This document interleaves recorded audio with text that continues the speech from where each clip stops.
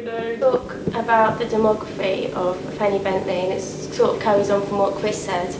I'm going to start with this one here, which shows the demography of women as a whole. And 52.5% of women here were actually married, but only 40% of married women were producing children. And the rest were single, so there's quite a high proportion of single women in Fanny Bentley. Move on to this one now, which shows the percentage of women to men. 53.8% of the population in Fanny Bentley were women, 46.2% were men.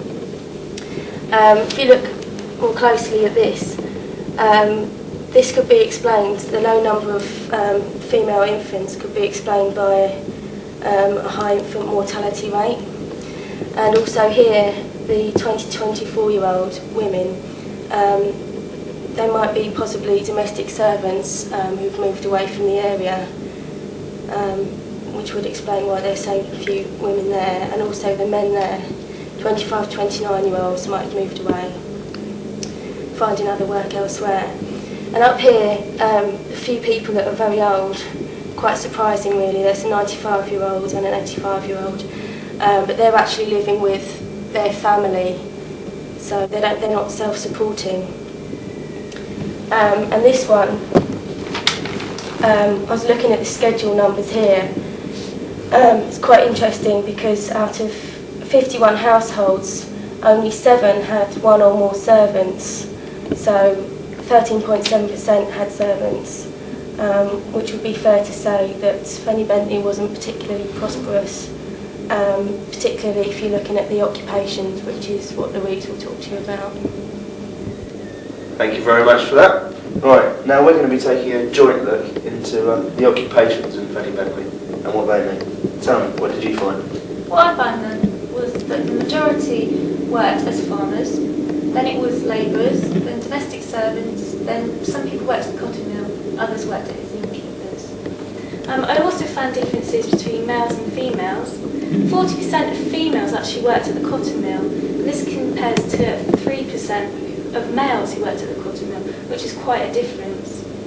Farming, as you can see here, is the main occupation taken up, and 49% of males worked as farmers, compared to 24% of females.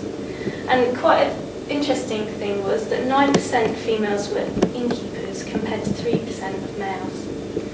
I think that the range of farming shows that Fanny Bentley was a mainly agricultural area, although the cotton mill did provide outside work, especially for the females.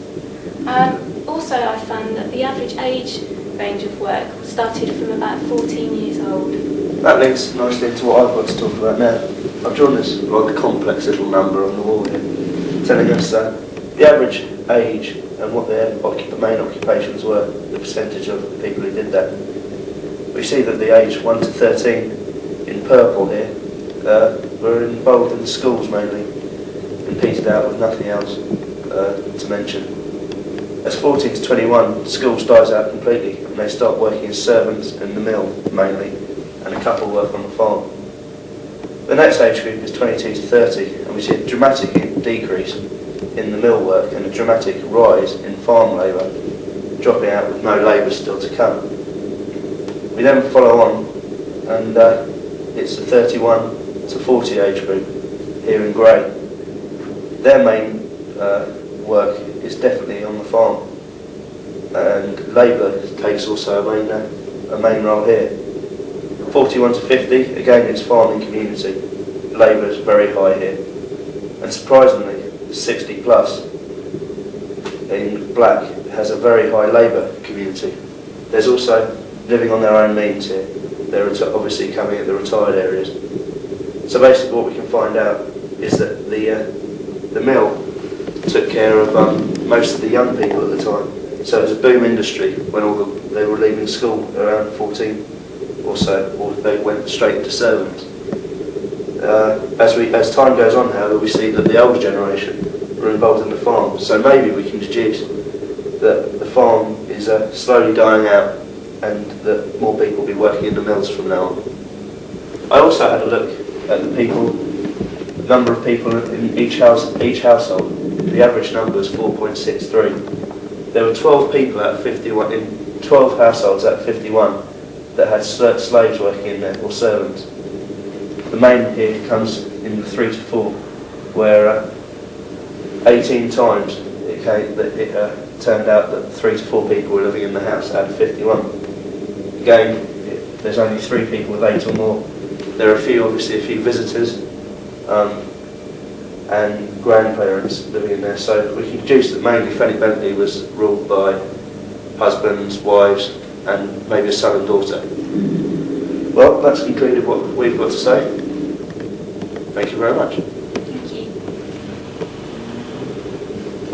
Thank you. What problems did you encounter during the making of this presentation? I think essentially, from the story, all it can offer us, the parish returns, is a snapshot. It's a static model. It's no more, okay? Obviously, if you could have the parish returns over a certain number of years, say the 1890, it'd be 10 years, wouldn't it? The 1881 returns or something, we could make more assumptions and models, etc. The census only shows statistics, it doesn't sort of give an explanation behind it, but so it's up to you to sort of make a logical guess at why things have happened that way. I think what it does do though is offer a sort of insight into the social structure of the time. It tells you what people were doing in that sort of area, and if you compare it to a national scale and take a number of censuses, not just from one area, you can see what the main jobs were at the time, when various things, what the birth and death rates were. It's just an insight into the social structure of the time. And the area as well, like the area around it, it shows if it's prosperous or not. Whether it be agricultural or just plain industry. Yes, that's just about concluded our little insight into Fanny Bentley in 1891. Very enjoyable. It was, and we hope you found it enjoyable. Thank you very much. Goodbye.